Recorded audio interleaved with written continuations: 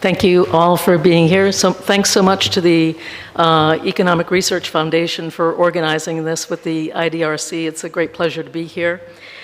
So I'm going to talk about some of the research that's been done that looks at the two-way relationship between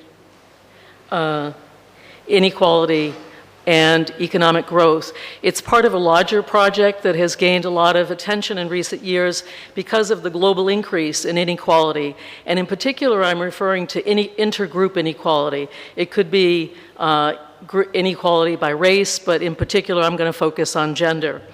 One of the things that's happened in the last 20 years has been that economics, and especially macroeconomics, has observed an expanded framework for analyzing how countries do, that is, how they develop and how they grow. And gender has become a key analytical piece of that framework. So much work has been done to integrate gender as a macroeconomic variable that determines how well countries do in raising their standards of living. And so in particular, one of the things that has happened, one of the enlargements that has happened is a broader focus on how families provision for themselves, and in particular, the role of care work that contributes to the well-being of families. So we now consider the totality of market work as well as paid work. So in this diagram, what you see is that what really is a very new thing in macroeconomics and development research is there is now an understanding of this two-way relationship, that what happens in the macroeconomy affects how women and men relate to each other within the household and within their communities. Similarly, those micro-level gender relations have an economic impact on how well economies do. And what I'm going to try to do is going to try to just briefly identify this two-way causality for you and just give you some indications of the pathways by which gender matters for growth and vice versa. First of all, one of the things that happens, one of the things I find that when people talk about gender inequality or equality is that we often are not specific enough about what types of inequality there are, because it is the form of inequality that will have an influence on macroeconomic outcomes. So we've developed over the years a framework that thinks of gender inequality in really three domains. What we could call as the capabilities domain, that is what the investments in human beings that allow them to eventually provide for themselves and their families, often measured by health and education, for example, and some other measures, but really the only global measures that we have to operationalize this concept largely are in the areas of health and education. The second domain we might consider gender inequality in is livelihoods. That is the ability of adults to provide for themselves and their families. And we can measure that by access to employment, access to credit, ownership of land, wage inequality, and so forth. So that's roughly the livelihoods domain. And finally, we could look at the empowerment or agency domain. And this I think of as people having agency in making decisions that shape their society. So it might be, for example, the gender distribution of parliamentary seats in the political domain. It might also be the gender distribution of managerial and supervisory jobs in terms of the private sector, or, for example, the gender distribution of seats on a corporate board. One of the things that we observe globally, and the MENA region is no different than this, is that there are hierarchical gender systems globally. There are a variety of forms of this that I'm going to describe to you. I'm going to show you some data. But one of the things I want to talk about that economists have not done a good job of, and that, however, increasingly are responding to, is the importance of norms and stereotypes. That is, we really can't understand the macroeconomic domain without also understanding sociology and psychology. And increasingly, what we have begun to integrate is an understanding of the roles of norms and stereotypes in shaping the behavior of economic agents. And in particular, norms and stereotypes that legitimate unequal hierarchical systems. So I want to just show you a little data that I put together for a study that was done a couple of years ago by the UNDP. And it really tries to track these three domains. And the first two of these categories that you see is total educational attainment and secondary education. And what you can see is that the MENA region doesn't do very badly in these areas, and indeed they've made progress in recent years, similarly with life expectancy. But where you see the really significant difference is employment outcomes, that is, women's employment rates relative to men's unemployment rates. So this is a measure, for example, of livelihoods. And similarly, we have unemployment rates. They don't look quite as disparate as employment, but as Raghi will talk about, I'm sure later, is that unemployment data are quite problematic. Nevertheless, these are good indicators that there's a large gap between capabilities and between employment. And of course, you can see the very low numbers of women's share of parliamentary seats in the MENA region. I'm going to come back to the issue of employment in a moment, but I just want to make a brief comparison with data for the Africa region. And what you can see is that sub-Saharan Africa actually does significantly better than the MENA region in a variety of categories, and most particularly in terms of employment. I want to talk about what some of the causes of these inequalities are. So, really, there are several macro structural influences of gender inequality. And in particular, one of the things that I think that we are increasingly understanding is that inequality and conflict in a society generates competition over the distribution of resources. That is, unequal societies themselves are a cause of gender inequality because it creates more competition for resources, and unstable and unequal production systems, that is, unstable macroeconomies themselves provoke the emergence of hierarchies.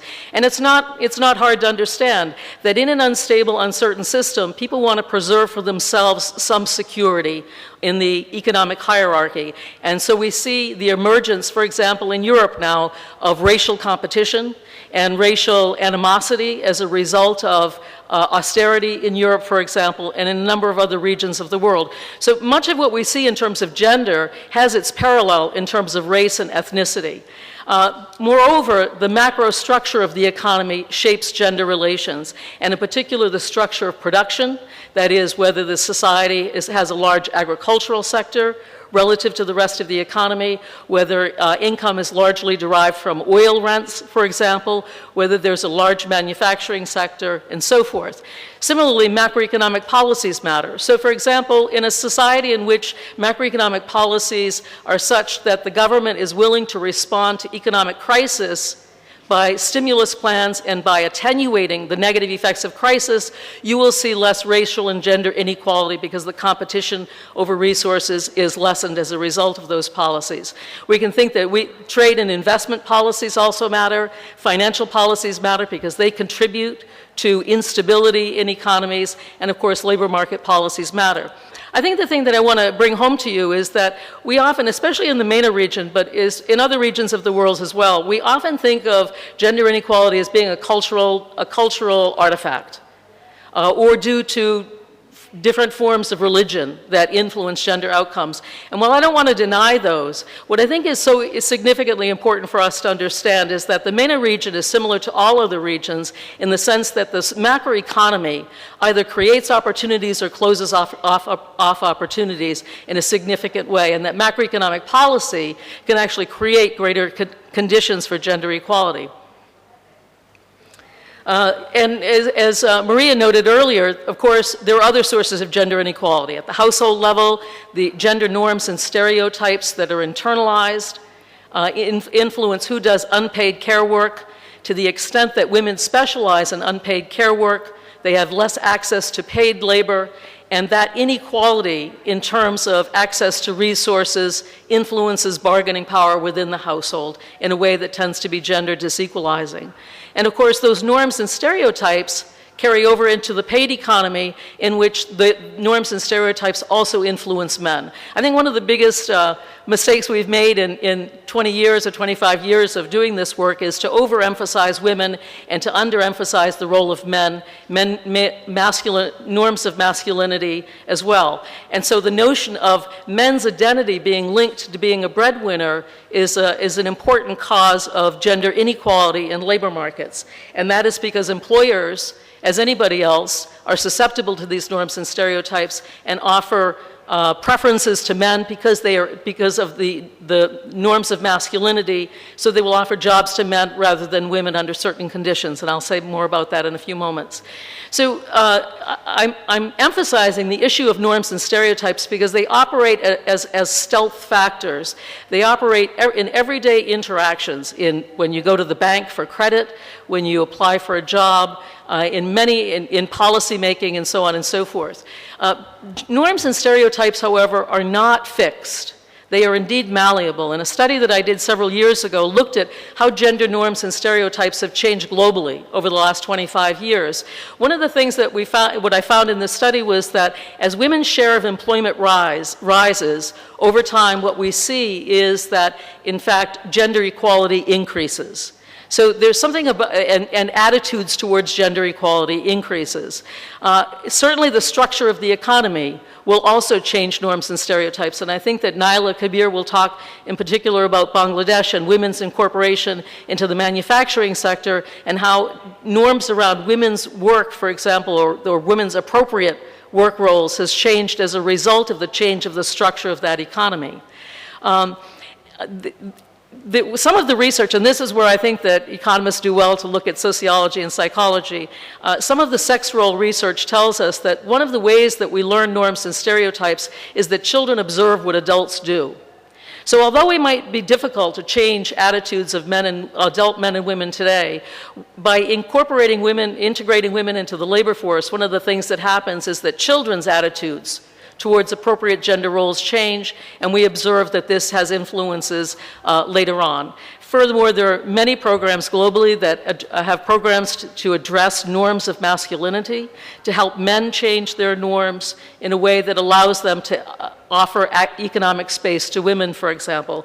And there is also evidence that political quotas in which women have assigned a certain number of seats in political organizations has an effect on gender attitudes in the future. So making changes today, in other words, what I'm saying is we don't have to wait for norms and stereotypes to change. We can actually adopt policies that will promote them to change more rapidly than they have been. I wanted to just provide you some data from the MENA region from the World Values Survey that I think speaks to some of these issues and also the macro-structural issues. I don't know if any of you are familiar with the World Values Survey. You can all access it online. I used to have insomnia, and so in the middle of the night I would get up and I would get online and look at this data. It's from 1980. It covers 98 countries, and it has several waves of data. So these are the countries that are represented in the World Values Survey. This is the most recent survey in 2010. And what you see here is, of course, as people have mentioned, there's diversity in the MENA region in terms of gender norms and stereotypes. But one of the things that is striking about this is that when you ask people whether they agree or disagree with this prompt, that university education is more important for boys, there's actually not a significant agreement with that. This is both for men and women. Men tend to agree more with this statement than women, but there's some correlation between the two. What's really striking, however, is that when you ask you give the prompt, men have more right to a job when jobs are scarce, there's a significant percentage in all of these countries that agree with this statement.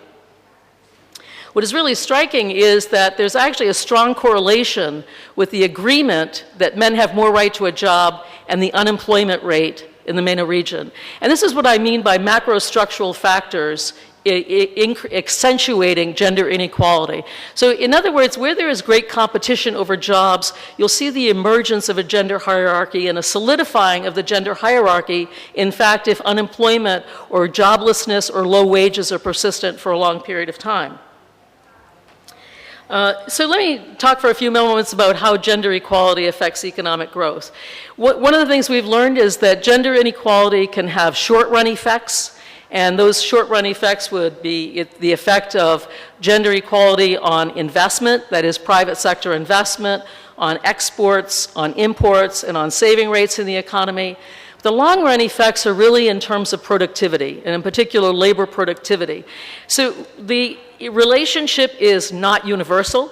A lot of people like to say that gender equality promotes growth, and they don't qualify that. I want to suggest to you that it ought to be qualified, and that the nature of that relationship depends upon the structure of the economy. That is, once again, whether it's an oil-producing economy, manufacturing-intensive, agricultural, and so forth. It depends upon what the gender norms are in terms of the segregation of men and women's labor. What kinds of jobs women are segregated into, men, and so on and so forth. And finally, macro-level policies. And macro-level policies is a little difficult to talk about. I think that perhaps Susan is going to talk about some of these in terms of trade and investment, and I'm not going to say too much about that. But they matter as well, and we're really developing a stronger portfolio of research that explores the way that trade and investment policies mediate between gender inequality and economic growth. One of the findings in some early research I did was that gender inequality is an impetus to export-led growth. People are not often happy when I say this, but nevertheless, the data suggests that this is the case.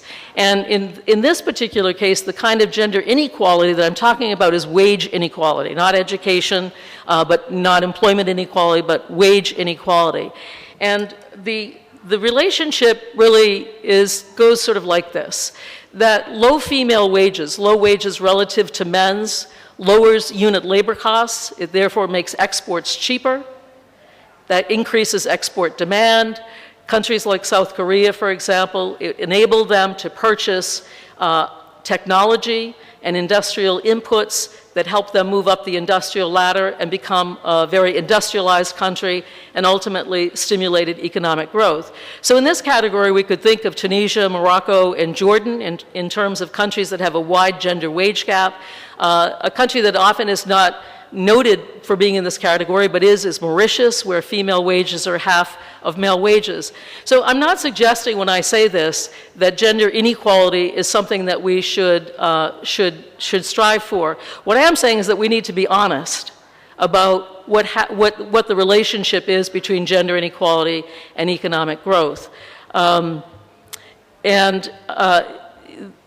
The other point that I want to make about this is that this is a short-run relationship, right? In the short run, lower wages stimulates profits and it makes exports cheaper. None of that should be a surprise to us. The process of globalization has been about corporations moving to countries with lower wages, lower environmental standards, and so forth, and women are the least cost workers in many countries.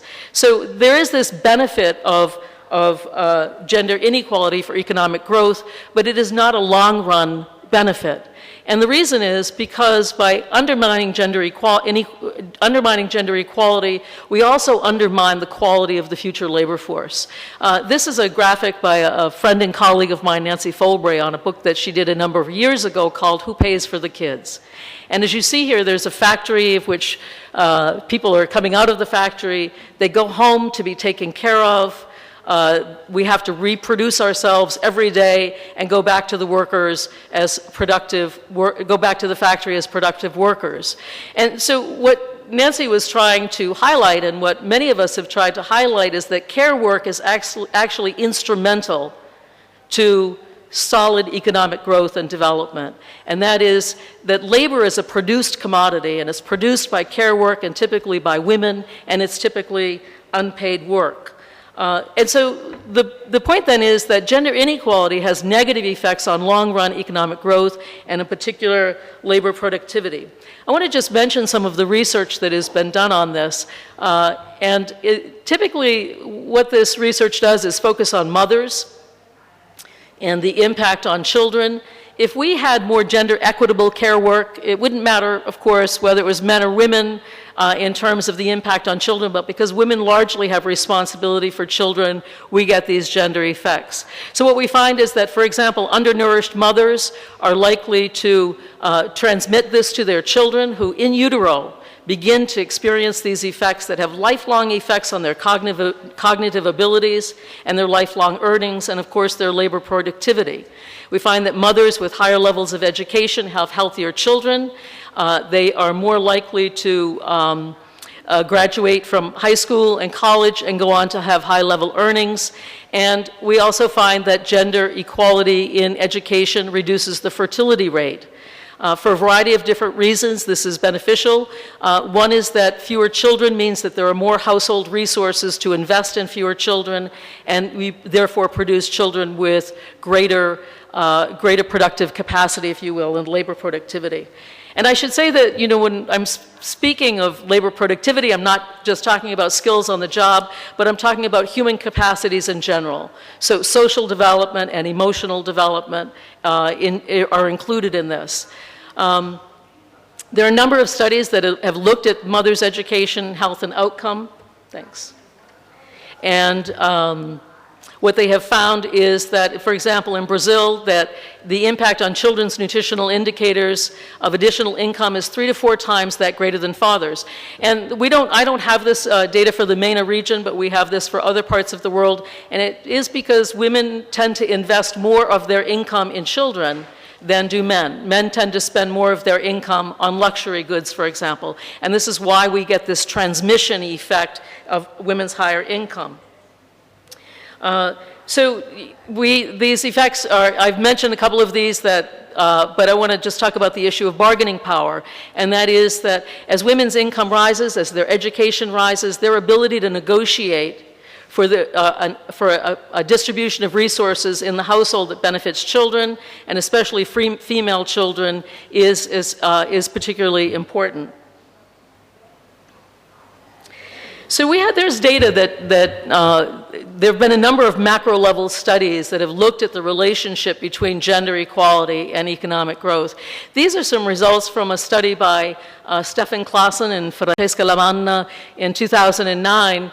And they wanted to estimate the effect on the difference in growth rates from 1970 to 2000 in East Asian economies compared to the MENA region. And what they find is that the growth rate, for example, of in differential between East Asia and MENA, for example, in the 1960s would have been 0.5 percentage point, but when you get to the 1990s, the growth rate differential is 1.58 percentage points per year. So it's a significant effect. Now, this is largely studying the effect of employment. I just want to show you some results from, let me see, I've got a slide out of order, so let me go back. This is a study by Amira Bandara, who looked at sub-Saharan Africa and Africa. And what he wanted to do was to estimate what the impact on the cost of gender inequality in education as well as labor force participation. And what he found was that annual GDP in the sub-Saharan Africa region would be roughly $60 billion higher per year for the period 1970 to 2010 had we had gender parity in these two indicators. When you include North Africa, the loss per year is roughly $210 billion as a result of gender inequality in these two areas. I want to just close with just a couple of thoughts for you with regard to the issue of fiscal space. So clearly, if we are going to address gender inequality, it requires policies in a variety of different areas. It certainly requires policies around social spending and also public investment in infrastructure to reduce women's care burden. I often think of, we sometimes call it social welfare spending, but I would argue that spending on care work, on education, and on health care that reduces women's care burden is also social infrastructure spending.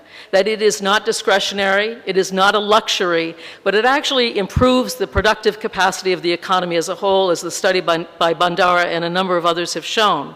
And if that's the case, what this suggests is that although countries will argue that they can't afford these kinds of investments, that actually gender equality can create fiscal space. By stimulating economic growth, then the resources available to a government over a period of 10 to 15 years is actually greater. And so a way to think about this is not whether you can afford to do this today or not, but that this is an investment. Just as you make an investment in capital goods, we also make an investment in the social sector of the economy that would improve its productive capacity over the long run. I want to just close with one cautionary tale, and that is also related to some of this work that I did a few years ago, and I'll interpret this for you in a second. Basically what this graph is telling us on the left, this is the distribution of the female to male employment rate ratio from the period 1991 to 2010. And what you see is, for those of you who are not used to looking at statistics, this distribution has moved to the right. So it means, on average, women's employment rates relative to men's have increased globally, which is a good thing, because we know that employment actually is a critical factor in terms of improving gender equality. What's more disturbing is the graph on the left. And so what I did here was looked at 160 countries. And if you look at the left top quadrant, it's where women's employment relative to men's has increased, but the male employment rate has declined. And what this is suggesting, in 70% of the countries globally, women's employment has increased, but in the context of men losing jobs. And I think this is a fundamentally important issue that we have to address, that it is very difficult to achieve gender equality or any kind of intergroup equality if the dominant group is actually worse in terms of its economic status. The real challenge is to improve women's well-being without the cost of men's well-being declining. And I say that because that creates more conflict and more resistance to promoting gender equality. This is also true for race as well. And so we live in a global climate in which unemployment rates are globally continue to be very high, with austerity in Europe, a global slowdown that is anticipated now. And what is really required is macroeconomic policies that can, in fact, promote full employment globally. Thanks very much.